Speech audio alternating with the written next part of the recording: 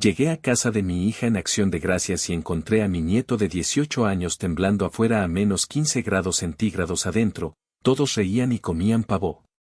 Derribé la puerta y mis 6 palabras borraron sus sonrisas para siempre. Pero esa fue solo la primera parte de su ruina. El viento aullaba como un animal herido, arrojando cristales de hielo que picaban mi rostro curtido. Mi vieja camioneta se quejaba mientras la estacionaba detrás del sedán reluciente de mi yerno, Fermín.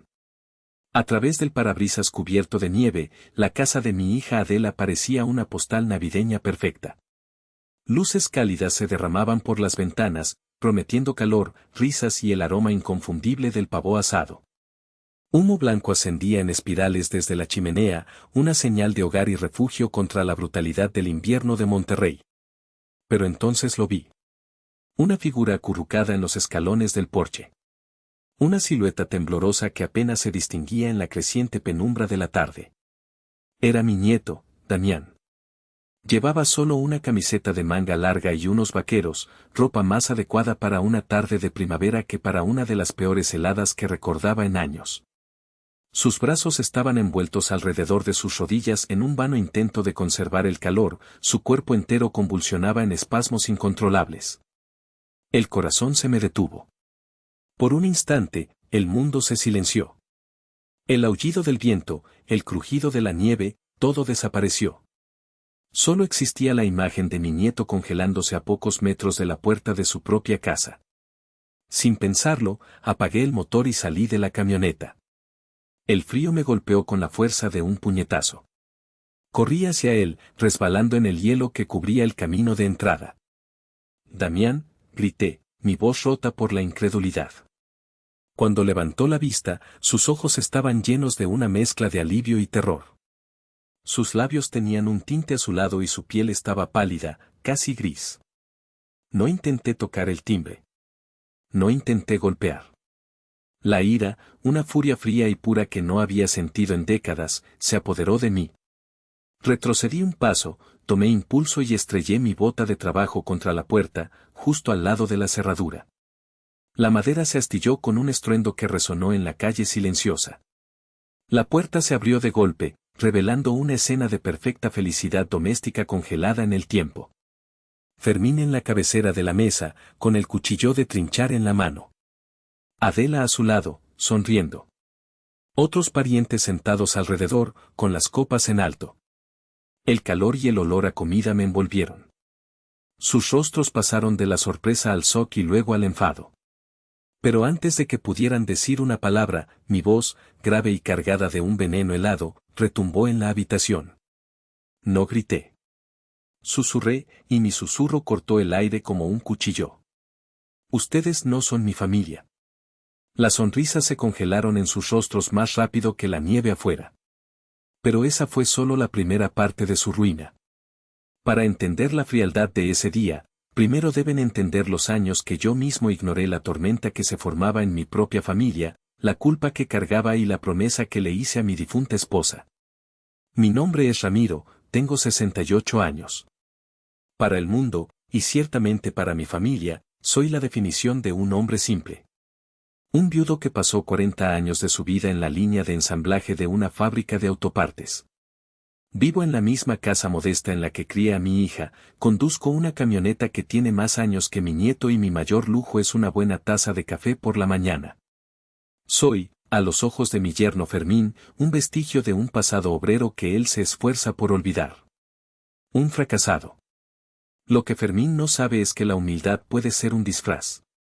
Lo que nadie en esa mesa sabía es que detrás de mis manos callosas y mi ropa desgastada se esconde un secreto que vale cientos de millones de dólares. Mi difunta esposa, Lorenza, siempre lo supo. Ella era el corazón y la conciencia de nuestra familia. Cuando Adela nos presentó a Fermín por primera vez, hace casi una década, Lorenza me llevó a la cocina después de que se fueran. Su mirada era seria. Ese hombre tiene los ojos vacíos, Ramiro, me dijo en voz baja.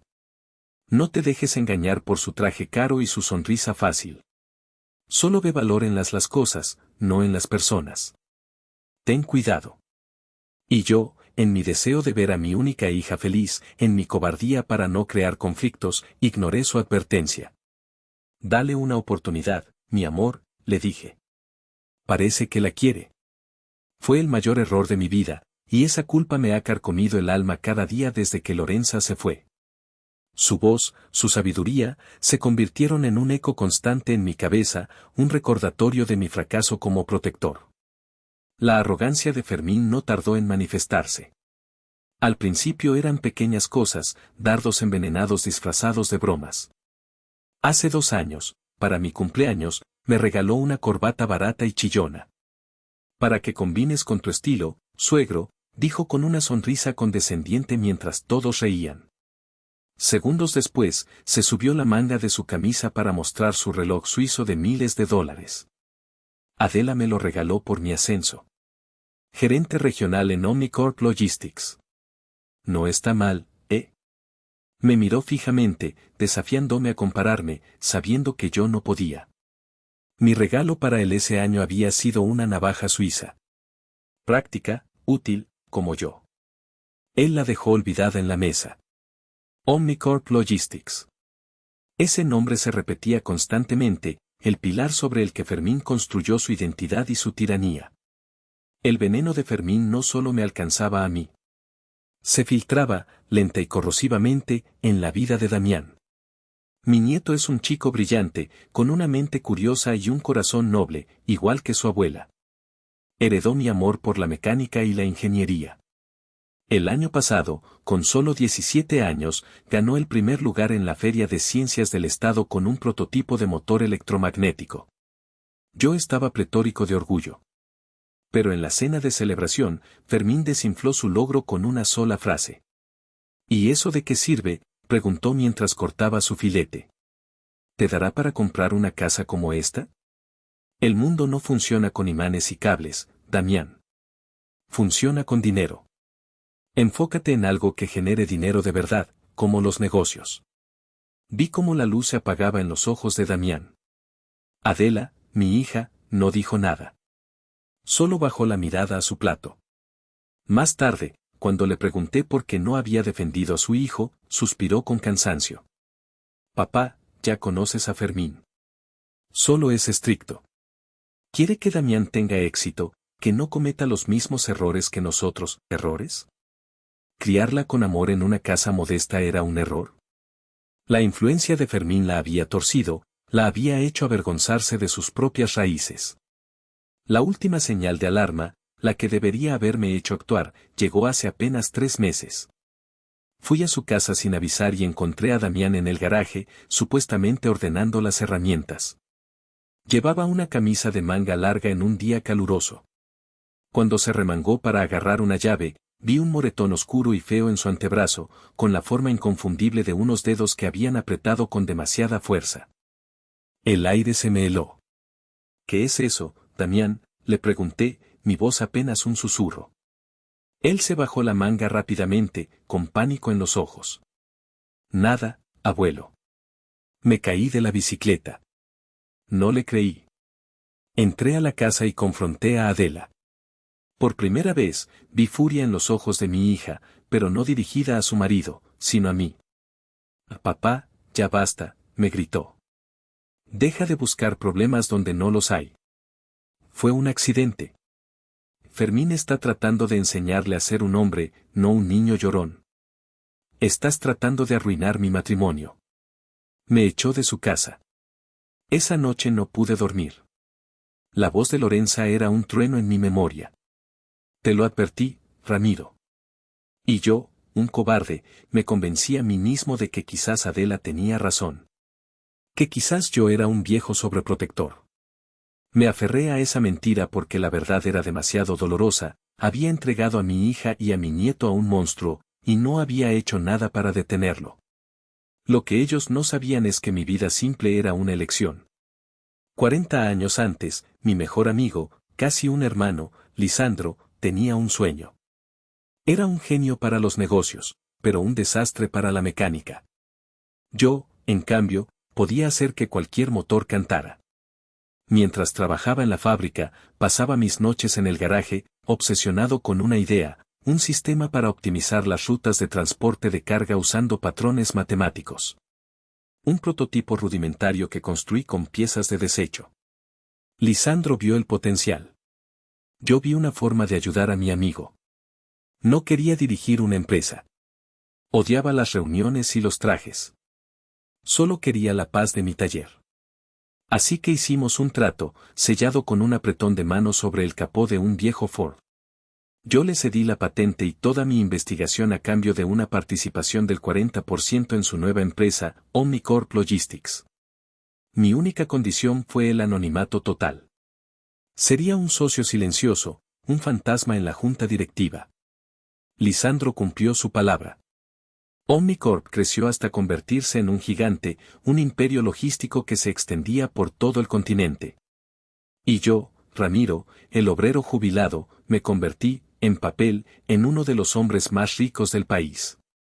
Pero mi vida no cambió.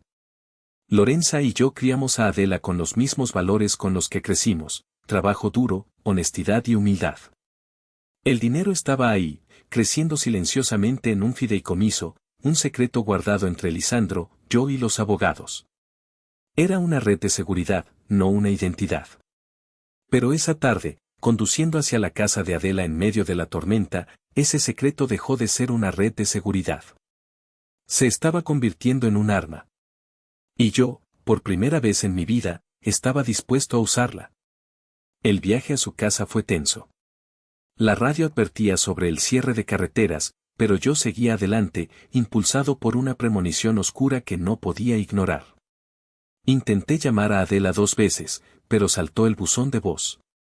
Extraño en un día festivo. Mi teléfono, un modelo de última generación que Fermín siempre miraba con desdén, ¿para qué necesita un viejo como tú tanta tecnología?, sonó. Era Lisandro. Ramiro, dijo su voz enérgica a través del sistema de manos libres de la camioneta. ¿Interrumpo algo? Solo una tormenta, Licha. ¿Qué sucede? Los números del último trimestre son espectaculares. El nuevo algoritmo de optimización de rutas que sugeriste está ahorrándonos un 12% en combustible. Los accionistas están extasiados. Quieren saber quién es el genio detrás de esto. Diles que fue una corazonada, como siempre, respondí, mi voz tranquila. Tú eres la cara de la empresa, yo solo soy el que aprieta las tuercas. Manténme informado del balance final, Licha. Hablamos la próxima semana. Entendido, socio. Saludos a la familia. Colgué justo cuando pasaba por una pequeña librería de segunda mano. Recordé que Damián me había hablado de un libro antiguo de ingeniería que estaba buscando. Detuve la camioneta. El dueño, un hombre mayor con gafas gruesas, me miró con curiosidad mientras yo examinaba los estantes polvorientos. Encontré el libro, Principios de Termodinámica Aplicada, una edición de los años 60. Una elección interesante, comentó el dueño. La mayoría de los jóvenes de hoy solo leen en pantallas. Mi nieto es diferente, le dije, pasando las páginas con cuidado. Le gusta entender cómo funcionan las cosas de verdad. Mientras pagaba los 200 pesos, mi narración interna se burlaba de mí mismo. Lorenza siempre decía que el verdadero valor no está en el precio, sino en el potencial. Una lección que mi hija, lamentablemente, había olvidado, seducida por el brillo superficial del mundo de Fermín. Con el libro en el asiento del copiloto, volví a la carretera. La sensación de inquietud crecía con cada kilómetro. Era como si el frío de la tormenta se estuviera filtrando en mi alma, un presagio de la escena helada que estaba a punto de descubrir. La imagen de mi hija defendiendo a su marido abusivo, la imagen del moretón en el brazo de mi nieto, todo se arremolinaba en mi mente. La voz de Lorenza era un susurro insistente, haz algo, Ramiro. Protege a nuestro muchacho. Y mientras doblaba la esquina de su calle y veía la silueta temblorosa en el porche, supe que ya no podía ser paciente. El tiempo de las advertencias silenciosas había terminado. Era el momento de convertirme en la tormenta. El impacto de mi cuerpo contra el de Damián fue como abrazar un bloque de hielo. Un temblor violento recorrió su cuerpo y se transmitió al mío. Me quité mi grueso abrigo de lana, la prenda que Lorenza me había tejido hacía tantos inviernos, y lo envolví alrededor de sus hombros. Él se aferró a la tela como un náufrago a una tabla de salvación. ¿Damián? ¿Qué ha pasado? ¿Por qué estás aquí afuera? Mi voz era áspera, cargada de una urgencia que lo hizo estremecerse. Intentó hablar, pero sus dientes castañeteaban con tanta fuerza que las palabras no salían. Fefe Fermín, logró balbucear. Tranquilo, hijo. Primero vamos a calentarte. Luego me lo cuentas todo. Lo levanté con cuidado. A sus 18 años, era casi tan alto como yo, pero en ese momento se sentía frágil, como un niño. Sus piernas flaquearon y tuve que sostenerlo para que no cayera. Mientras lo ayudaba a caminar los pocos metros hasta mi camioneta, el contraste me golpeó con una violencia física. Detrás de nosotros, la casa resplandecía. A través de la ventana del comedor, podía ver a Fermín riendo, levantando su copa de vino.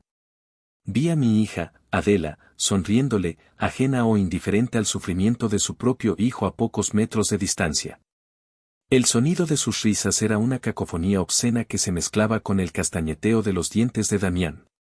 Lo senté en el asiento del copiloto y puse la calefacción al máximo. El aire caliente comenzó a llenar la cabina, pero el temblor de Damián no cesaba. Tomé sus manos entre las mías. Estaban rígidas y frías como el mármol, su piel enrojecida y agrietada. Froté sus manos con fuerza, tratando de devolverles la vida. Háblame, Damián, le dije, mi voz más suave ahora. Cuéntame qué pasó. Le tomó varios minutos poder articular una frase completa. Con la mirada fija en sus manos, que comenzaban a recuperar algo de color, su historia salió a trompicones, una confesión dolorosa y humillante. Era el pavó, susurró. Mamá me pidió que lo vigilara mientras ella se duchaba. Solo me distraje un minuto. El temporizador sonó, pero estaba buscando algo en mi cuarto. Cuando bajé, la piel estaba un poco oscura. Me miró, sus ojos inundados de una vergüenza que me partió el alma. No estaba quemado, abuelo, te lo juro. Solo un poco más dorado de lo normal. Pero Fermín entró en la cocina justo en ese momento. La voz de Damián se quebró. Empezó a gritar. Dijo que era un inútil, que había arruinado el día de Acción de Gracias. Dijo que su familia iba a llegar y pensarían que mi madre era una incompetente por mi culpa. Dijo que había avergonzado a la familia. Apreté el volante con tanta fuerza que mis nudillos se pusieron blancos. Cada palabra era un martillazo en mi pecho. Y luego dijo que necesitaba reflexionar sobre mis acciones. Que el frío me ayudaría a aclarar las ideas. Abrió la puerta y me empujó fuera. Dijo que no podía volver a entrar hasta que él lo decidiera. ¿Y tu madre? Pregunté, la pregunta que más temía hacer. Damián no pudo mirarme.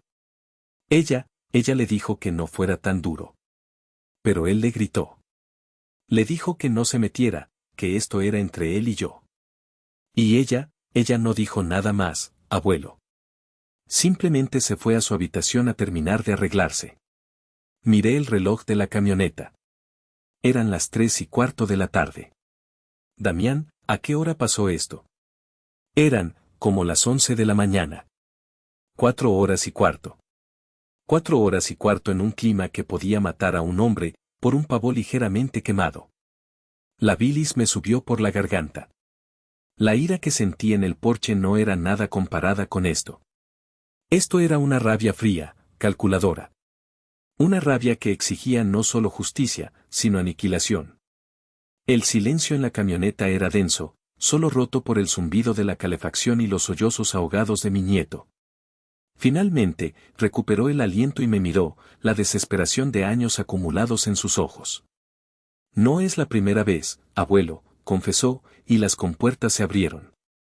Con el calor de la camioneta envolviéndolo, Damián se desmoronó. La historia del pavó fue solo el detonante, la punta de un iceberg de crueldad sistemática que había soportado durante 3 años. Me habló de las noches que Fermín lo obligaba a dormir en el garaje sin calefacción por dejar un plato en el fregadero. Me habló de la vez que lo encerró en el sótano durante todo un fin de semana por romper accidentalmente una de sus botellas de licor caro. Controla todo, abuelo, dijo Damián, su voz temblorosa pero firme, como si verbalizarlo por fin lo hiciera real. Controla cuándo como, qué como, cuánto tiempo puedo usar el teléfono. Si saco una mala nota, me quita la cena. Dice que, el pan se gana, no se regala. Mamá, ella simplemente lo permite. Dice que Fermín tuvo una infancia difícil y que esta es su forma de asegurarse de que yo sea fuerte. Fuerte. Habían convertido a mi nieto, un chico lleno de luz y potencial, en una sombra asustada que caminaba de puntillas en su propia casa, y lo llamaban fortaleza. La hipocresía era nauseabunda. Me quedé en silencio, absorbiendo cada palabra, cada confesión dolorosa. Mi mente trabajaba a toda velocidad, conectando los puntos que había ignorado por tanto tiempo. El moretón. Su reticencia a hablar en las cenas familiares. Su pérdida de peso. Todo encajaba en un patrón horrible que yo, en mi ciega cobardía, me había negado a ver. La voz de Lorenza resonó en mi cabeza, no como un susurro, sino como un grito. Te lo advertí, Ramiro. Te rogué que tuvieras cuidado. ¿Y qué hiciste? Nada. Y tenía razón. No había hecho nada. Había fallado. Había fallado a mi esposa, a mi hija y, lo más grave de todo, a mi nieto. La furia que sentía hacia Fermín era inmensa, pero la decepción que sentía conmigo mismo era un abismo. No solo iba a castigar a Fermín por lo que había hecho. Iba a castigarlo por lo que me había obligado a convertirme, un espectador silencioso de la destrucción de mi propia familia. Este ya no era solo un asunto de justicia para Damián. Era mi propia redención. Mientras Damián hablaba, detallando la última humillación, mis manos se movieron con una calma que me sorprendió. Saqué mi smartphone, el que Fermín siempre ridiculizaba. Mis dedos, acostumbrados a la grasa y el metal, se deslizaron ágilmente por la pantalla de cristal. Abrí una aplicación de mensajería encriptada, la que usaba para comunicarme con Lisandro y el resto de la junta directiva. Seleccioné el contacto de Lisandro. Mis pulgares teclearon un mensaje corto y preciso. Licha, prepárate. Voy a hacer una llamada en 20 minutos. Código rojo. Código rojo. Era nuestro protocolo de emergencia, reservado para crisis que amenazaban la estabilidad fundamental de la empresa. Nunca lo habíamos usado. Lisandro sabría que no era una broma. Sabría que algo catastrófico estaba a punto de suceder. Envié el mensaje y guardé el teléfono. La decisión estaba tomada. No había vuelta atrás. Un escalofrío recorrió mi espalda, pero no era de frío. Era la sensación gélida de la certeza absoluta. Miré a Damián, que había dejado de llorar y ahora me observaba con una mezcla de curiosidad y miedo. Vio el cambio en mi rostro, la transformación de un abuelo preocupado a algo más. Algo más duro. Algo peligroso. Abuelo, ¿qué vas a hacer?, preguntó en voz baja. ¿Vas a llamar a la policía? Negué con la cabeza lentamente. No, Damián. La policía es para extraños. Esto es un asunto de familia. Y voy a resolverlo como tal. Mi voz era tranquila, casi un murmullo, pero contenía el peso de 40 años de silencio, el poder de una fortuna oculta y la furia justa de un hombre que finalmente iba a cumplir una promesa. Vamos a entrar, Damián, le dije, abriendo mi puerta. Es hora de que tu abuelo arregle el error que cometió hace años. Es hora de que les recuerde quién soy. Cuando entramos por la puerta rota, el silencio en el comedor era total. Era como si el tiempo se hubiera detenido. Los rostros de los invitados, primos y tíos lejanos, eran máscaras de confusión. Adela se levantó de su silla, con una mano en la boca. Pero fue Fermín quien reaccionó primero. Dejó el cuchillo de trinchar sobre el plato con un golpe seco y se puso de pie, hinchando el pecho. Su rostro, normalmente bronceado y sonriente, estaba rojo de ira. ¿Pero qué demonios crees que haces, viejo?, espetó, su voz goteando desprecio. Has destrozado mi puerta. Has irrumpido en mi casa. Tu casa, respondí, mi voz peligrosamente tranquila mientras ayudaba a Damián a quitarse mi abrigo. Debajo, su camiseta estaba húmeda y pegada a su piel. El temblor aún no había desaparecido del todo. Pensé que esta era la casa de mi hija también. Y la de mi nieto. Señalé a Damián. La habitación entera siguió mi dedo. Vieron su piel pálida, sus labios aún con un rastro azulado. Un murmullo incómodo recorrió a los invitados.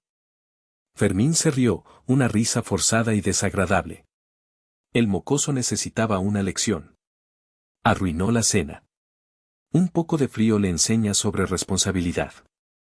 Algo que tú, con tu vida mediocre, nunca entendiste. Cada palabra era un insulto calculado, diseñado para humillarme frente a todos. Pero no funcionó. Hoy, sus palabras eran como piedras arrojadas contra un tanque. Adela finalmente encontró su voz. Papá, por favor, suplicó, sus ojos llenos de lágrimas. No hagas una escena. Los invitados. Por favor, váyanse. Podemos hablar de esto después, en privado. Después, repliqué, girándome para enfrentarla por primera vez. La decepción en mi voz fue tan afilada que retrocedió un paso. ¿Después de qué, Adela? ¿Después de que Damián contraiga una neumonía? ¿O hipotermia? ¿Hay un momento adecuado en tu agenda para discutir por qué dejaste que tu marido casi matara a tu hijo? Ella se quedó sin palabras, sollozando en silencio. Ya basta, rugió Fermín, dando un paso hacia mí. Era más joven, más alto y más pesado que yo. Intentaba intimidarme con su presencia física. No tienes ningún derecho a estar aquí. Esta es mi casa, yo pago las facturas, yo pongo las reglas. Y si digo que el mocoso se queda afuera, se queda afuera. Tú no eres nadie para decirme lo que tengo que hacer. Nadie, repetí, y por primera vez esa tarde, una sonrisa se dibujó en mi rostro. Era una sonrisa sin alegría, fría como el hielo de la tormenta. Tienes razón, Fermín. En tu casa, yo no soy nadie. Un simple obrero jubilado. Un viejo que no entiende el mundo moderno. Di un paso hacia él, cerrando la distancia entre nosotros. El olor a vino caro y a arrogancia emanaba de él. Pero en tu trabajo, continué, mi voz bajando a un susurro conspirador. En tu mundo, la historia es un poco diferente. La confusión apareció en su rostro. No entendía a dónde quería llegar. Su mente, tan lineal y predecible, no podía procesar una amenaza que no fuera física. Te sientes muy orgulloso de trabajar en Omnicorp Logistics, ¿verdad, Fermín? Le pregunté, manteniendo mi sonrisa helada. Él parpadeó, desconcertado por el cambio de tema, pero su ego no pudo resistir la oportunidad de presumir. Por supuesto, dijo, enderezándose. Soy gerente regional. Uno de los mejores. Gano en un mes lo que tú probablemente ganabas en todo un año de romperte la espalda en esa fábrica miserable. Asentí lentamente, saboreando el momento. Sí, un puesto impresionante. Y gran parte de tu éxito se debe a la eficiencia de la empresa, ¿no es así? A su increíble sistema de logística. A esos algoritmos de ruteo que les ahorran millones en combustible y tiempo. ¿Y tú qué sabes de eso, viejo? Lo leíste en el periódico, se burló. Mi sonrisa se ensanchó. No, Fermín. No lo leí en el periódico. Me incliné un poco más cerca, asegurándome de que solo él pudiera oírme al principio. Lo sé porque ese sistema, ese algoritmo que te hace parecer tan inteligente y te paga tu sueldo de 6 cifras, lo diseñé yo. En mi garaje. Con un soldador y piezas de radio viejas, hace 30 años. El color desapareció del rostro de Fermín. Lo vi tragar saliva, su nuez de Adán subiendo y bajando. La arrogancia fue reemplazada por una chispa de pánico. Estás mintiendo, tartamudeó. ¿Lo estoy? Pregunté, enderezándome y sacando mi teléfono. Hagamos una pequeña comprobación. Busqué el contacto de Lisandro en mi agenda. El corazón me latía con fuerza, no por miedo, sino por la adrenalina de la justicia inminente. La culminación de años de dolor y arrepentimiento estaba a punto de desatarse. Y todos en esa habitación iban a ser testigos. Pulsé el nombre de Lisandro y activé el altavoz. El tono de llamada sonó una vez, 2 veces, llenando el silencio sepulcral de la habitación. Todos los ojos estaban fijos en el pequeño dispositivo en mi mano, como si fuera una bomba a punto de estallar. Ramiro, la voz de Lisandro, clara y autoritaria, resonó desde el altavoz. No sonaba como alguien que recibe una llamada casual. Sonaba como un general que ha sido alertado. Mi mensaje de código rojo había funcionado. ¿Recibí tu mensaje? ¿Qué sucede? ¿Está todo bien? La mandíbula de Fermín pareció desencajarse. Miró el teléfono, luego a mí, y de vuelta al teléfono. El sudor perlaba su frente. Licha, susurró, el apodo íntimo saliendo de sus labios como una blasfemia. Todo está bajo control, Licha, respondí, mi voz firme y calmada. Solo necesito tu ayuda con un asunto interno de recursos humanos. Hubo una pausa. Podía imaginar a Lisandro en su oficina, probablemente cancelando cualquier otra reunión. Te escucho, Ramiro. Tienes toda mi atención. Gracias, dije. Estoy aquí con uno de tus gerentes regionales. Un tal Fermín Vargas. ¿Te suena el nombre? Vargas, repitió Lisandro. Pude oír el tecleo de un ordenador de fondo. Sí, aquí está. División Noreste. Reportes de rendimiento bastante buenos, aunque con algunas quejas informales del personal sobre su estilo de gestión. ¿Qué pasa con él? Fermín dio un paso atrás, como si hubiera recibido un golpe físico. Su castillo de naipes se estaba desmoronando frente a sus ojos. Pasa, Licha, que el señor Vargas acaba de cometer un acto que, según mi interpretación de los estatutos de la empresa que ayudamos a redactar, constituye una violación flagrante de la cláusula de moralidad ejecutiva. Expliqué, articulando cada palabra con una precisión quirúrgica. Ha puesto en peligro deliberadamente la vida de un miembro de mi familia, mi nieto, como forma de castigo por un asunto trivial. El silencio al otro lado de la línea fue pesado. Cuando Lisandro habló de nuevo, todo rastro de familiaridad había desaparecido de su voz. Era el tono frío y calculador del CEO de una corporación multimillonaria. Ramiro, necesito que me confirmes lo que estoy escuchando. ¿Estás invocando tu autoridad como cofundador y accionista mayoritario? Fermín emitió un sonido ahogado, una mezcla de gemido y arcada. Adela se llevó ambas manos a la boca, sus ojos desorbitados por el horror y la incredulidad. Lo estoy, Lisandro, confirmé. Invoco la cláusula 12b del acuerdo fundacional. Y exijo la terminación inmediata e irrevocable del contrato de trabajo de Fermín Vargas. No, no puedes, balbuceó Fermín, extendiendo una mano temblorosa hacia mí. Mi carrera. Mi vida. Es todo lo que tengo. Deberías haber pensado en eso antes de dejar a mi nieto congelándose en la nieve, le espeté, mi voz finalmente cargada de la furia que había estado conteniendo. Entendido, Ramiro, dijo Lisandro desde el teléfono. Su decisión fue instantánea, sin vacilación. Considera hecho. El Departamento de Recursos Humanos recibirá la notificación en este mismo instante. Su acceso a la red será revocado de inmediato. El equipo de seguridad se asegurará de que desaloje su oficina el lunes a primera hora. Le enviaremos los detalles de su paquete de finiquito, aunque dadas las circunstancias, no esperaría mucho. ¿Hay algo más en lo que pueda ayudarte, socio? La palabra socio resonó en la habitación, sellando el destino de Fermín. No, Licha. Eso es todo. Gracias por tu rápida actuación, dije. Cuídate, Ramiro. Y dale un abrazo a Damián de mi parte. Corté la llamada. El silencio que siguió fue más ruidoso que cualquier grito. El mundo de Fermín Vargas, todo lo que había construido, todo lo que usaba para definirse a sí mismo y para aterrorizar a su familia, había sido demolido en una llamada de 67 segundos. Fermín se quedó allí, inmóvil, durante lo que pareció una eternidad. Su rostro pasó por una gama de emociones, negación, ira, pánico y, finalmente, una devastadora comprensión. Sus hombros se hundieron. El aire pareció salir de su cuerpo como si fuera un globo pinchado. Se tambaleó hacia atrás y se desplomó en la silla que había ocupado con tanto orgullo momentos antes. No dijo nada. Solo miraba al vacío, sus ojos sin ver nada. El gerente regional, el hombre de éxito, el tirano doméstico, había desaparecido. En su lugar solo quedaba un hombre roto.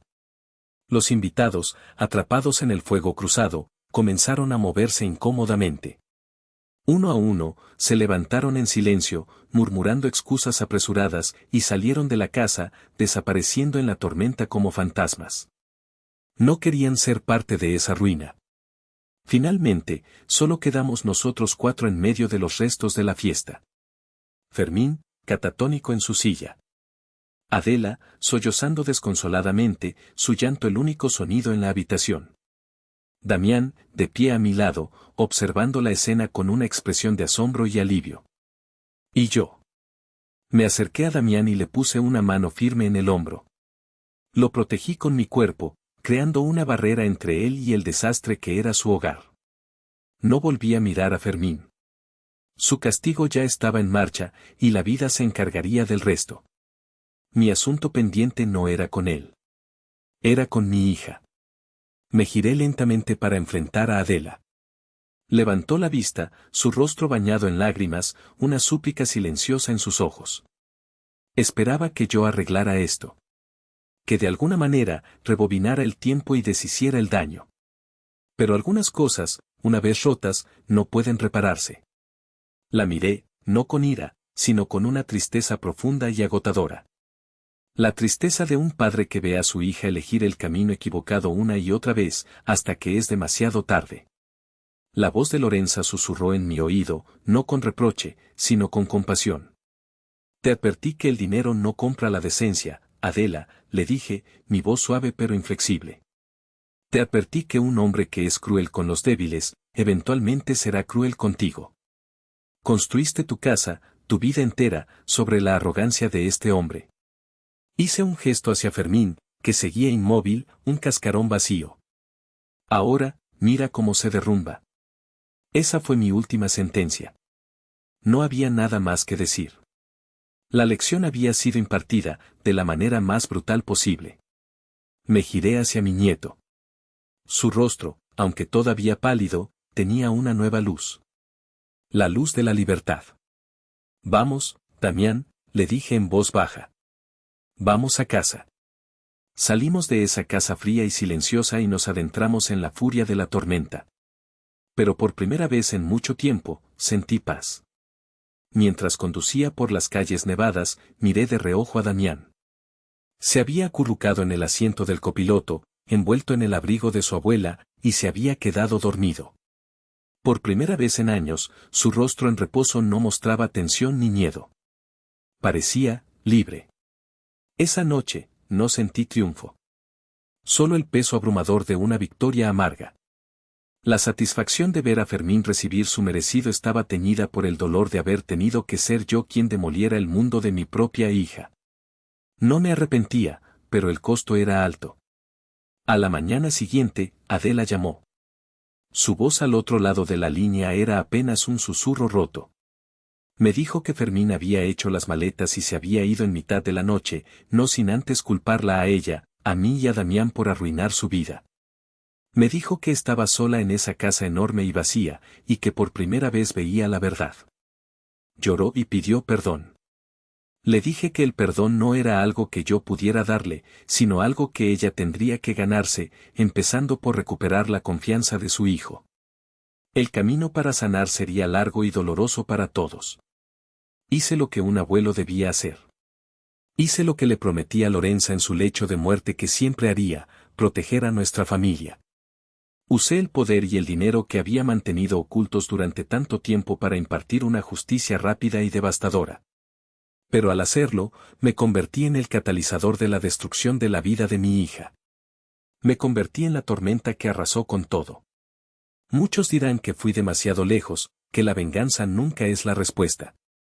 Pero cuando miras a los ojos de alguien a quien amas, alguien que ha sido sistemáticamente aplastado y humillado, y tienes el poder de detenerlo, ¿realmente tienes otra opción? Y ahora les pregunto a ustedes, los que han escuchado mi historia. ¿Fui un héroe por salvar a mi nieto, o un villano por destruir a mi hija en el proceso? En esta historia, ¿soy yo el malo?